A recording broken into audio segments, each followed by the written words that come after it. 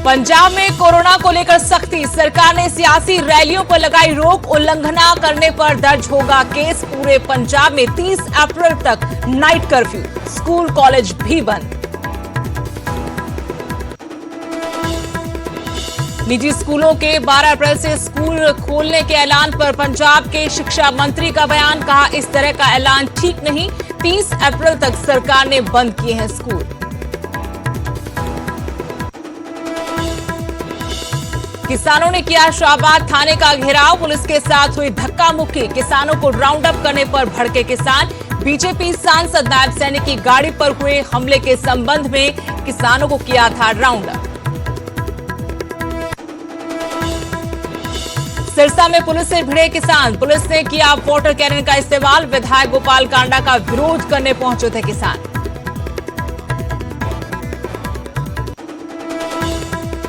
हिमाचल में 4 निगम और 6 नगर पंचायतों पर वोटिंग जारी, लोगों में दिख रहा भारी उत्साह, बीजेपी और कांग्रेस के लिए चुनाव बना साख का सवाल। कुल्लू पहुंचा बीएसएफ के जवान नरेश कुमार का पार्थिव शरीर, पश्चिम बंगाल में आसमानी बिजली गिरने की वजह से हुई थी मौत।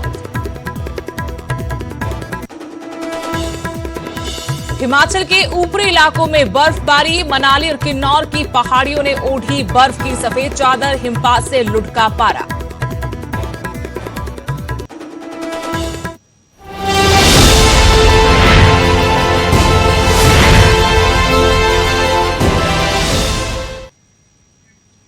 नमस्कार, आपके साथ मैं हूं स्तेश नैन मूर। बुलेटिन की शुरुआत करेंगे बड़ी खबर के साथ। किसानों की गिरफ्तारी पर किसान भड़के हैं। जी हां, हरियाणा के शाहबाद से बड़ी खबर, जहां किसानों ने शाहबाद के मारकंडा थाने का घेराव किया, पुलिस के साथ किसानों की धक्का मुक्की हुई। बीजेपी सांसद नायब सैनिक की गाड़ी पर हमला हुआ था। इस हमले के मामले में ही पुलिस ने 11 किसानों पर केस दर्ज किया है। 4 किसानों को कुरुक्षेत्र जेल भेजा गया, लेकिन पुलिस की इस कार्रवाई से किसान नाराज हुए, थाने का घेराव करने पहुंचे और यहां पुलिस के साथ किसानों की धक्का मुक्की हुई। शाहबाद के मारकंडा थाने में घेराव किया, पुलिस के साथ किसानों की धक्का मुक्की। आपको तस्वीरें भी हम दिखा रहे हैं, जब किसान बड़ी तादाद में मारकंडा थाने का घेराव करने के लिए यहां इकट्ठा हुए, नारेबाजी की, तो उस वक्त पुलिस मुस्तैद थी। पुलिस के साथ हालांकि धक्का मुक्की भी हुई है। आपको बता दें कि बीजेपी सांसद नायब सैनिक की गाड़ी पर हमला हुआ था, पत्थर से हमला किया था। इस मामले में पुलिस ने कार्रवाई करते हुए 11 किसानों पर केस दर्ज किया है, 4 किसानों को कुरुक्षेत्र जेल भेजा है। इस खबर पर और जानकारी लेंगे, मेरे सहयोगी अशोक यादव जुड़े हैं। अशोक, क्या जानकारी फिलहाल आप दे पाएंगे, क्योंकि जिस तरीके से सांसद का घेराव हुआ, गाड़ी पर पत्थर मारे, उसके बाद पुलिस अपनी कार्रवाई कर रही है, लेकिन आज किसानों ने थाने का घेराव किया, उस बारे में फिलहाल क्या ताजा जानकारी? जी, अभी तक ताजा जानकारी यह है कि अभी भी किसानों ने थाने का घेराव किया हुआ है और किसान जो है थाने के बाहर ही बैठे हुए हैं। बंद कमरे के अंदर किसानों के साथ लगभग पौना घंटा तक बातचीत चली है। किसान के 5 डेलीगेशन सदस्य भी अंदर गए थे।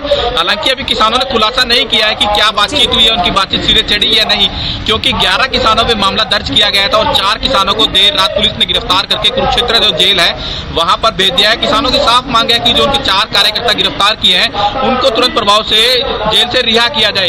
यही मांग पर वो अड़े हुए हैं, क्योंकि कल जब कुरुक्षेत्र के सांसद नायब सिंह सैनी यहां पर आए थे तो उनकी गाड़ी पर पथराव किया गया था और यही कारण है कि पुलिस ने देर रात मामला दर्ज किया। 11 लोगों के खिलाफ मामला दर्ज किया गया है और 4 लोगों को गिरफ्तार करके तो जेल में डाला गया। मैं इस समय थाने के अंदर मौजूद हूँ। देखिए, थाना है, थाने के अंदर गेट की दूसरी तरफ जो है किसान बैठे हुए हैं पूरी तरह से, और गेट के अंदर पुलिस कर्मचारी मौजूद है। कहीं ना कहीं किसानों की जो बैठक चल रही है, आपको लाइव दिखा रहे हैं कि किसान गेट के बाहर बैठे हुए हैं, पूरी तरह से घेराव किया हुआ है और ये घेराव इसका सुबह से चल रहा है। एक मांग है कि जो 4 कार्यकर्ता हैं उनको तुरंत छोड़ा जाए। कहीं ना कहीं उसी को लेकर उनका आक्रोश जो है बढ़ता जा रहा है और सुबह से ये किसान बैठे हुए हैं। दिल्ली अमृतसर जो नेशनल हाईवे है, शाहबाद मारकंडा के नेशनल हाईवे पर ये थाना है और वहीं पर किसानों ने पूरी तरह से थाने का घेराव किया हुआ है। जी सुदेश। अशोक, अगर आप किसी किसान से या उनके नेता से बात कर पाए तो बात कीजिए और जरा जानने की कोशिश कीजिए कि पुलिस के साथ अभी तक क्या बातचीत हुई है, इसके अलावा जो सरकार का रवैया है, मुख्यमंत्री खुद कह चुके हैं कि बहुत संयम बरता है, अब इस तरीके से हमला बर्दाश्त नहीं किया जाएगा। आगे किसानों की क्या रणनीति है? सर हमारी प्रशासन से रिक्वेस्ट है, जो सी धारा लगाई है वो धारा गलत है, क्योंकि किसी भी पहली बात उन्होंने पत्थर मारा नहीं, उनको जो कह रहा है कि गाड़ी किसी से तोड़े गए हैं, प्रूफ नहीं है, सीसीटीवी प्रूफ नहीं है उनके पास। ये कहते हैं ये 307 लगाई गई है, तो इरादा कत्ल या किसी गाड़ी सिर भी काट दिया जाए तो फिर भी ये धारा नहीं लगती है, तलवार से काट दिया फिर भी नहीं लगती, पत्थर की धारा इन्होंने जो धारा लगाई वो 11 किसानों पे आपके मामले दर्ज किए गए हैं, 4 किसानों को गिरफ्तार करके जेल में डाला गया हुआ है, वो निजायज उठाए गए हैं। सुदेश आप सुन सकते हैं और किसान भी बातचीत कर रहे हैं न्यूज 18 के साथ। जो थाना है उसके बाहर ये बैठे हुए घेराव किया हुआ है।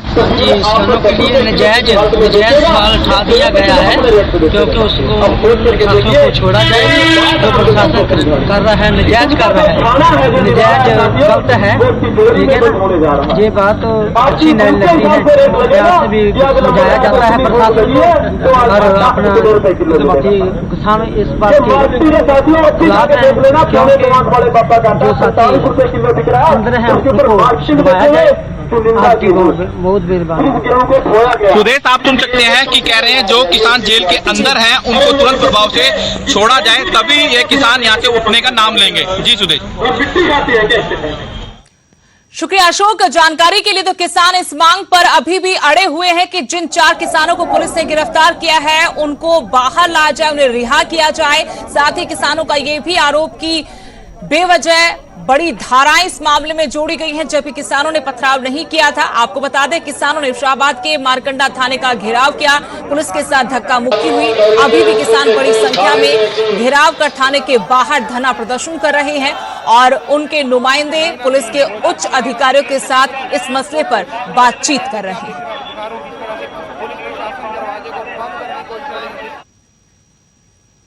अगली बड़ी खबर सिरसा से, जहां पुलिस और किसानों में भिड़ंत हुई। किसानों ने पुलिस के बैरिकेड्स तोड़ दिए, किसानों पर पुलिस ने वाटर कैनन का इस्तेमाल किया। किसानों को रोकने के लिए पुलिस को मशक्कत करनी पड़ी। किसानों ने विधायक गोपाल कांडा का विरोध किया।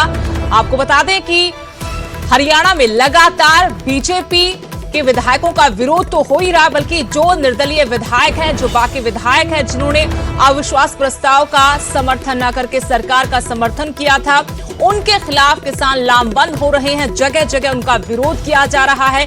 इसी कड़ी में सिरसा में भी गोपाल कांडा जो वहां से विधायक हैं, अपनी पार्टी के इकलौते विधायक, उनका विरोध करने किसान पहुंचे। यहां बड़ी तादाद में किसान पहुंचे थे। पुलिस को उन्हें रोकने के लिए कड़ी मशक्कत करनी पड़ी।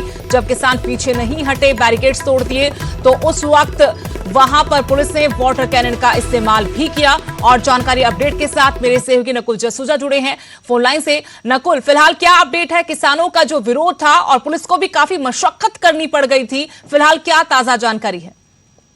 बिल्कुल लगभग 1 बजे तक का कार्यक्रम था चुनाव का, और चुनाव खत्म होने के बाद जैसे ही तमाम नेता भाजपा के हो या गोपाल कांडा हो या उनकी पार्टी के जो लोग हों वो निकले, उसके बाद किसान भी वापस लौट गए।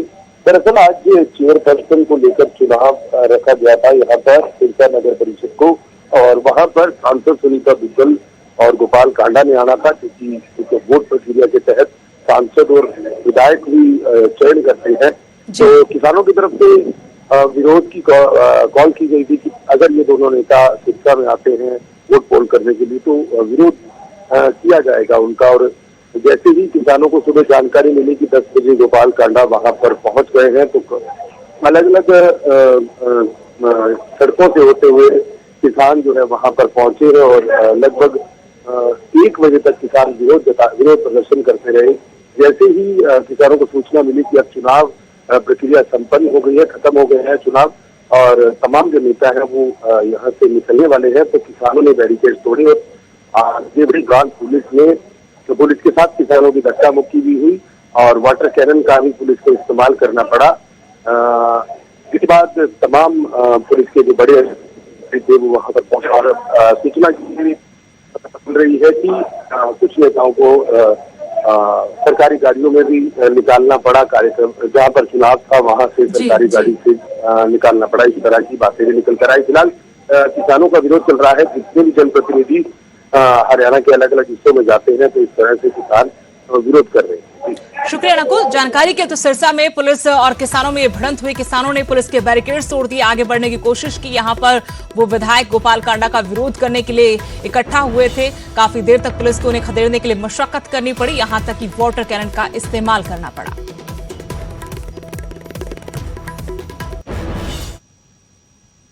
अगली बड़ी खबर, पंचकुला में कांग्रेस ने प्रदर्शन किया। किसानों के हक में कांग्रेस के तरफ से कार्यकर्ताओं ने नारेबाजी की।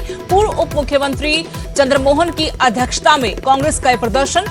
रोहतक में किसानों पर जो लाठीचार्ज हुआ उसका विरोध करते हुए कांग्रेस ने आह्वान किया था इस प्रदर्शन का। लाठीचार्ज के विरोध में राज्यपाल को ज्ञापन सौंपा। बड़ी खबर आपको बता रहे हैं, किसानों के हक में कांग्रेस अपना झंडा बुलंद किए हुए है। पंचकुला में कांग्रेस ने प्रदर्शन किया, किसानों के हक में नारेबाजी की। पूर्व उप मुख्यमंत्री चंद्रमोहन की अध्यक्षता में प्रदर्शन हुआ।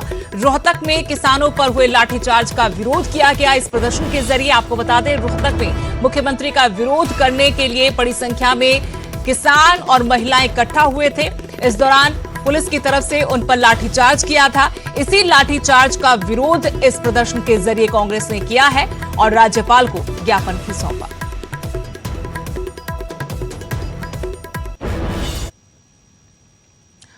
बड़ी खबर हिमाचल से, जहां निकाय चुनाव हो रहे हैं, वोटिंग जारी है। धर्मशाला और सोलन में मतदान हालांकि धीमा है। 3 बजे तक धर्मशाला में 41 तो सोलन में 40% वोटिंग हुई है। पालमपुर और मंडी में अभी तक 50% मतदान हुआ है। मंडी में मुख्यमंत्री जयराम की प्रतिष्ठा भी दांव पर है। धर्मशाला पालमपुर में कांग्रेस और बीजेपी में कांटे का मुकाबला देखा जा रहा है। बड़ी खबर आपको बता रहे कि हिमाचल में निकाय चुनावों के लिए आज वोटिंग हो रही है। यहां मतदाताओं में कई जगहों पर उत्साह, लेकिन धर्मशाला सोलन में धीमा मतदान। 3 बजे तक धर्मशाला में 41 तो सोलन में 40% ही मतदान हुआ। पालमपुर और मंडी में अभी तक 50% मतदान हुआ है। मंडी में मुख्यमंत्री जयराम ठाकुर की अपनी प्रतिष्ठा दांव पर है, लेकिन मुकाबला धर्मशाला पालमपुर में कांग्रेस और बीजेपी के बीच है।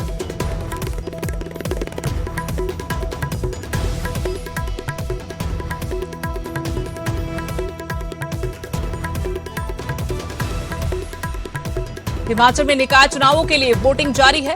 धर्मशाला और सोलन में धीमा मतदान। और जानकारी के लिए इस वक्त मेरे साथ जुड़े हैं धर्मशाला से विचित्र शर्मा, तो वहीं मंडी से हमारे साथ जुड़े हैं वीरेंद्र भारद्वाज। सबसे पहले विचित्र, आपके पास आना चाहती हूँ, धर्मशाला में फिलहाल कितने प्रतिशत मतदान हो चुका है? वहां पर वोटिंग को लेकर लोगों में कितना उत्साह नजर आ रहा है? और साथ ही ये भी जानना चाहते हैं, क्या यहां पर भी मुकाबला कांग्रेस और बीजेपी के ही बीच है या फिर निर्दलीय जो ताल ठोक रहे हैं उनका दम भी नजर आ रहा है? जी बिल्कुल, देखिए सुदेश, मैं सबसे पहले आपको बता दूं कि धर्मशाला में जो मत प्रतिशत है वो इस वक्त 41% हो चुका है, जो 3 बजे तक का मत प्रतिशत था। लेकिन बात अगर अभी की करें तो अभी चूंकि 4 बजने को है, 4 बजे मतदान जो वो थम जाएगा। और उत्साह की भी मैं जो आपको दिखाता हूं कि अभी भी देखिए भीड़ किस तरह से जो है वो यहाँ पर उमड़ी हुई है और लोग जो वो अभी भी अपनी बारी का इंतजार कर रहे हैं। तो कहीं ना कहीं ये लग रहा है कि उत्साह जो लोगों का है वो काफी ज्यादा जो है वो देखने को मिला है। जो भी मतदान के लिए यहाँ पर पहुंचे हैं लोग, उनमें काफी उत्साह जो है वो देखने को मिला है। और ये एक लोकतंत्र की सबसे अच्छी और खूबसूरत तस्वीर जो वो उभर कर सामने आई है कि लोगों में काफी उत्साह जो है इन चुनावों में देखने को मिला है। और हाँ, जिस तरह से आपने ये बताया कि यहाँ पर जो टक्कर है वो किसके बीच में है, जाहिर सी बात है इस बार जो पार्टी सिंबल पर चुनाव हो रहे हैं तो उसमें जो है दोनों ही पार्टियों ने अपनी पूरी ताकत झोंक रखी हुई थी और दोनों की ओर से जो है अब ये दावा ये किया जा रहा है कि उन्हीं की जो है जीत यहाँ पर होने वाली है। अगर बात मैं धर्मशाला की करूं सुदेश, तो चूंकि धर्मशाला जो है वो पहले भी यहाँ पर कांग्रेस का कब्जा था, यानी कि कांग्रेस का वर्चस्व था। कांग्रेस पहली शहरी निकाय है हिमाचल प्रदेश की जो कि आजादी के बाद बनी है और हिमाचल के गठन के बाद बनी है। तो यहाँ पर जो है वो जब पहली शहरी निकाय बनी थी तो कांग्रेस के कार्यकाल में बनी थी, तो उस वक्त जो है वो कांग्रेस की ही यहाँ पर जो है वो नगर निगम बनी थी। लेकिन उसके बाद जो है आज चूंकि भाजपा की सरकार और भाजपा चाहेगी कि कैसे न कैसे करके जो है वो इस नगर निगम पर जो है वो कब्जा किया जाए, इसके लिए उन्होंने पूरी कोशिश यहाँ पर किया। खुद मुख्यमंत्री जयराम ठाकुर जो है वो गली गली और मोहल्ले मोहल्ले में जाकर, कूचे कूचे में जाकर जो वो घूमते हुए नजर आए थे, वोट मांगते हुए नजर आए थे, लोगों को जो है वो इस मतदान में पहुंचने के लिए जो है वो अपील करते हुए नजर आए थे। और कई दावे उनकी ओर से किए गए थे, उन्होंने कई बातें कही थी कि कैसे जो है वो कांग्रेस के कार्यकाल में या जब नगर निगम कांग्रेस की थी तो उस दौरान जो वो क्या कुछ हुआ और क्या कुछ नहीं हुआ, और भाजपा जो वो क्या करने वाली है और क्या बहुत तरह सबज बाग दिखाए गए हैं सुदेश, हम उन पर नहीं जाते, लेकिन हाँ अभी फिलहाल की अगर मैं बात करें तो उत्साह जो है वो काफी ज्यादा लोगों में देखने को मिल रहा है। और यहाँ की अगर मैं बात करूं तो 40,000 के करीब यानी 38,539 जो वोटर्स हैं वो यहाँ पर हैं, लेकिन मत प्रतिशतता के बाद ही ये पता चलेगा कि कितने लोगों ने यहाँ पर वोट कास्ट किया है। और अगर उम्मीदवारों की बात करें तो यहाँ पर 80 उम्मीदवार हैं जो कि अलग अलग जो कुछ आपकी ओर से भी हैं और भाजपा कांग्रेस की ओर से तो उतारे ही गए हैं। और हाँ, जो टक्कर की बात आपने कही है, टक्कर में कहीं ना कहीं जो है वो बागी भी बहुत है, दोनों ही पार्टियों के जो है वो बागी भी है, और जिन्होंने यहाँ पर बतौर आजाद उम्मीदवार के तौर पर जो उन्होंने अपनी ताल ठोकी है, तो वो भी कहीं ना कहीं खेल जो है दोनों पार्टियों का बिगाड़ सकते हैं। तो वो भी कहीं ना कहीं बड़ी चुनौती जो यहाँ पर नजर आ रही है। मंडी का हाल भी विचित्र हम जान लेते हैं और मंडी से मेरे सहयोगी वीरेंद्र भारद्वाज जुड़े हैं। वीरेंद्र, मंडी में सीधे सीधे न सिर्फ उम्मीदवार बल्कि मुख्यमंत्री की खुद की प्रतिष्ठा दांव पर लगी है, और यहां पर अपनी ही पार्टी के जो नेता है उनसे भी उनको लेकर कुछ खतरा जरूर था। अनिल विधायक जो वहां से हैं, अनिल शर्मा, उनको लेकर भी मुख्यमंत्री ने बयानबाजी की थी। फिलहाल वहां ताजा अपडेट क्या है वोटिंग को लेकर, और तमाम जो समीकरण इस बार चुनाव में देखने को मिले हैं उस बारे में क्या जानकारी? देखिए, पहले वोटिंग परसेंटेज की अगर मैं सुदेश बात करूं तो 3 बजे तक का जो आंकड़ा है उसमें 55% से अधिक जो है वो मतदान हो चुका है। 4 बजे तक मतदान होगा और 4 बजे तक जो लोग कतार में खड़े होंगे उन सभी को जो है मतदान करने का मौका दिया जाएगा। रही बात मंडी में चुनाव की, तो मंडी में सीधी सी बात है कि यहाँ पर मुख्यमंत्री जयराम ठाकुर बनाम कांग्रेस का मुकाबला यहाँ पर हो रहा है। हालांकि बीच में जो है वो अनिल शर्मा फैक्टर भी यहाँ पर आ रहा है। क्यों? क्योंकि अनिल शर्मा भाजपा के विधायक है लेकिन बागी हो चुके हैं, ठीक है, अपनी सरकार के खिलाफ जो वो तरह तरह के आरोप प्रत्यारोप लगा रहे हैं। तो आप देखा जाए तो कहीं ना कहीं जो एक तरफ मुख्यमंत्री जयराम ठाकुर की प्रतिष्ठा है, उनकी सरकार ने ही मंडी को नगर निगम बनाया, और नगर निगम बनाने के साथ साथ उन्होंने ही ये जोखिम भी उठाया कि यहाँ पर जो पहले चुनाव होंगे वो पार्टी सिंबल पर होंगे। पार्टी सिंबल पर चुनाव हो रहे हैं, इसलिए दिखती सी बात है कि दोनों दलों की जो प्रतिष्ठा है वो दांव पर लगी हुई है। अब मतदान हो रहा है, मतदान के कुछ टाइम के बाद जो है मतगणना शुरू हो जाएगी और देर शाम तक जो है उस बात का पता लग जाएगा कि किसकी प्रतिष्ठा बची रही है और किसकी गिर गई है। जी सुदेश। लेकिन मंडी में वार्ड नंबर 1 की वोटर लिस्ट में भी गड़बड़ी की खबरें आ रही, इस बारे में कोई जानकारी? जी बिल्कुल, इस बारे में हमने मंडी जिला डीसी मंडी ऋग्वेद ठाकुर से बातचीत की थी। उसमें थोड़ी सी गड़बड़ी जो है वो नजर आई थी, लेकिन वहां पर 2 पोलिंग बूथ होने के कारण मतदाता खुद इस बात को लेकर कंफ्यूज हो गए थे। वो जिस मतदान केंद्र में गए उस मतदान केंद्र में उनके नाम जो है वो मतदाता सूची में नहीं थे, लेकिन उसके साथ जो एक और मतदान केंद्र था उस मतदान केंद्र की जो मतदाता सूची थी उसमें उनके मतदान नाम थे। जब प्रशासन ने इस बात को लेकर सारी इन्वेस्टिगेशन की और वो जो वेरीफाई हुआ तो उसके बाद उन लोगों को वहां पर मतदान करने का मौका दिया गया और उनका मतदान करवा दिया गया है। जी, इसके अलावा जो मंडी में बाकी चुनाव की हम बात करें तो सारा मतदान की प्रक्रिया जो है पूरे शांतिपूर्ण तरीके से चली हुई है। जानकारी के लिए तो हिमाचल में निकाय चुनावों के लिए वोटिंग जारी है। अभी तक जो मतदान प्रतिशत है उसके मुताबिक 3 बजे तक धर्मशाला में 41 तो मंडी में 40% वोटिंग हुई है। लंबी लंबी कतारें अभी भी पोलिंग बूथ के बाहर नजर आ रही हैं और यहां सीधा मुकाबला बीजेपी बनाम कांग्रेस है।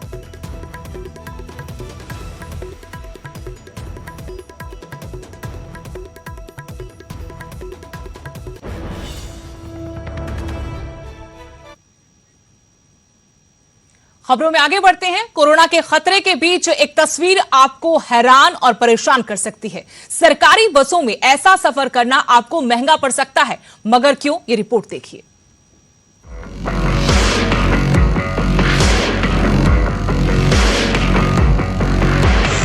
पंजाब में कोरोना के आंकड़े एक बार फिर से डरा रहे हैं। इसके मद्देनजर सरकार ने कई हिदायतें जारी की हैं। इन हिदायतों में हर बार सोशल डिस्टेंसिंग का ध्यान रखने की अपील की जाती है, पर जो तस्वीरें आज हम आपको दिखाने जा रहे हैं वो कोरोना को लेकर लोगों की संजीदगी पर सवाल उठा रही हैं। भीड़ का ऐसा मंजर देखकर आप भी हैरान रह जाएंगे।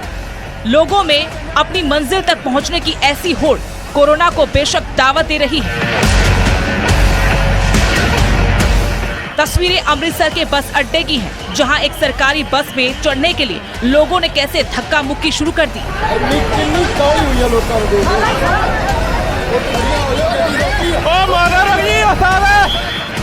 मुश्किल से ही 1-2 ने मास्क लगाने की अहमियत समझी। हालात यहां तक बन गए कि बस में 40 सीटों के बावजूद 90 सवारियों ने सफर किया और सफर के दौरान ये भीड़ एक दूसरे पर चढ़ी हुई नजर आई। इस मंजर को कंडक्टर भी मूक दर्शक बनकर देखता रहा, उसका कोई जोर नहीं चल रहा था। इसके बाद 90 सवारियों से लदी ये बस अपनी मंजिल की तरफ रवाना हो गई। हाँ जी, की नाम है जी? सुनील जी ਇਹ ਕਿਹੜੀ ਬੱਸ ਹੈ रोडवेज ਤੇ ਕਿੰਨੀਆਂ ਸਵਾਰੀਆਂ ਬੈਠੀਆਂ ਹੋਈਆਂ? 90 ਦੇ ਕਰੀਬ ਬੈਠੀ ਹੈ ਸੋਸ਼ਲ ਡਿਸਟੈਂਸਿੰਗ ਦਾ ਧਿਆਨ ਕਿੱਦਾਂ ਰੱਖਾਂਗੇ ਜੀ ਟਿਕਟਾਂ ਵਗੈਰਾ ਕਿੱਦਾਂ ਕਰਦੇ ਫਿਰ? ਟਿਕਟਾਂ ਦਾ ਬੁਰਾ ਹਾਲ ਆ ਜੀ ਟਿਕਟਾਂ ਕੱਢਣੀਆਂ ਬੜੀਆਂ ਔਖੀਆਂ ਜੀ ਕਿੰਨੇ ਲੋਕਾਂ ਨੇ ਲਾਇਆ? ਪੰਜ 5% ਲਾਇਆ ਕੈਪਟਨ ਸਰਕਾਰ ਵੱਲੋਂ ਕਿਹਾ ਕਿ ਕਰੋਨਾ ਬੜਾ ਹੁਣ ਕਰੋਨਾ ਕਿੱਥੇ ਗਿਆ ਹੁਣ ਕਰੋਨਾ ਨਹੀਂ ਹੋਣਾ ਕੀ ਹੋਣਾ ਇੰਨੀ ਸਵਾਰੀਆਂ ਅਸੀਂ ਲੈ ਕੇ ਜਾ ਕੇ ਸਾਨੂੰ ਵੀ ਕਰੋਨਾ ਹੋਇਆ ਨਾ ਇਹਦੇ ਨਾਲ बस की ये हालत जिसने भी देखी उसकी जुबान पर एक ही सवाल था, क्या इन लोगों को कोरोना से डर नहीं लगता? खचाखच भरी बस में कंडक्टर और ड्राइवर को कोरोना संक्रमण का डर सता रहा है। ऐसी तस्वीरों से सबक लेना जरूरी है, वरना कोरोना से जंग कैसे जीतेंगे? अमृतसर से अमित शर्मा, न्यूज़ 18 पंजाब, हरियाणा, हिमाचल। खबर ऊना से, जहां एक मजनू की शामत आ गई। युवती ने उसके सर से आशिकी का भूत ऐसा उतारा कि अब फिर ऐसा करने से पहले एक बार जरूर सोचेगा। मजनू की जो मरम्मत हुई उसकी वीडियो तेजी से वायरल हो रही है।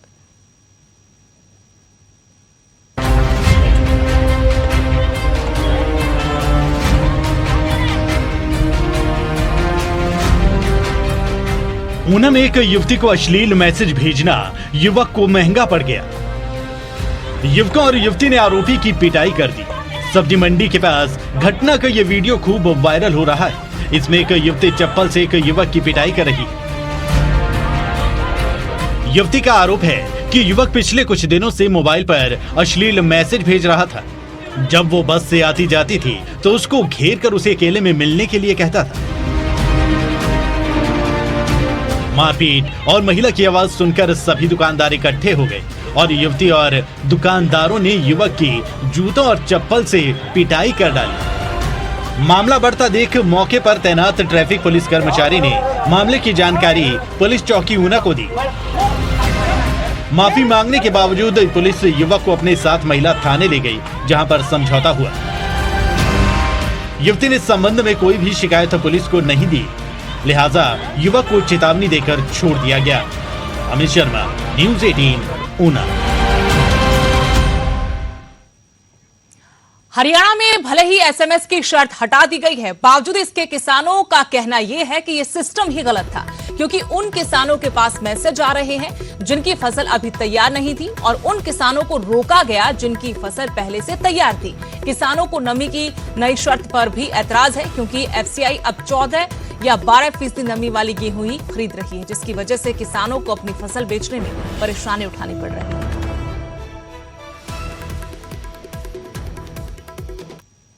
अब लगभग 80 कुंटल गेहूँ लेकर आए। 80 कुंटल गेहूँ आज लेकर के आए। आज लेकर कोई मैसेज था या नहीं? मैसेज नहीं था। अच्छा, विदाउट मैसेज आए। विदाउट मैसेज, क्योंकि आज पेपर में दे दिया था बगैर मैसेज के ही ला सकता है किसान अपना आधार कार्ड और मोबाइल नंबर वो अपने बदलाओ और गेट पास बनवाओ और गेहूँ डालो। रजिस्ट्रेशन फसल का होना चाहिए जी, लेकिन ये जो मैसेज सिस्टम है ये गलत है। अच्छा, मैसेज मेरे पास आज आया है, फसल मेरी पकी नहीं है, कहाँ से लाऊंगा भैया मैं? कहाँ से लाऊं? बिल्कुल राइट है। मैसेज आया नहीं है, फसल मेरी पक के तैयार है, घर पे पड़ी है, कौन लाएगा भैया? दोबारा से डबल लेवल लगेगी, डबल ट्रांसपोर्ट खर्चा आएगा। ये सिस्टम गलत है मैसेज का।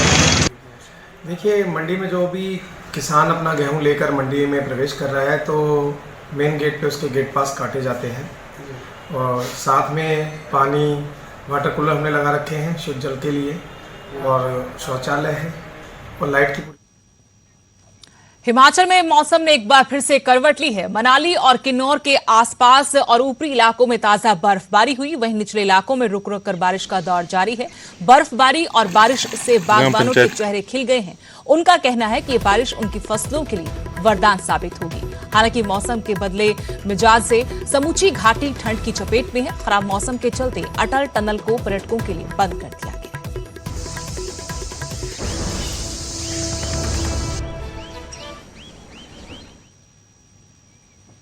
और अभी के लिए इस बुलेटिन में इतना ही। नमस्कार।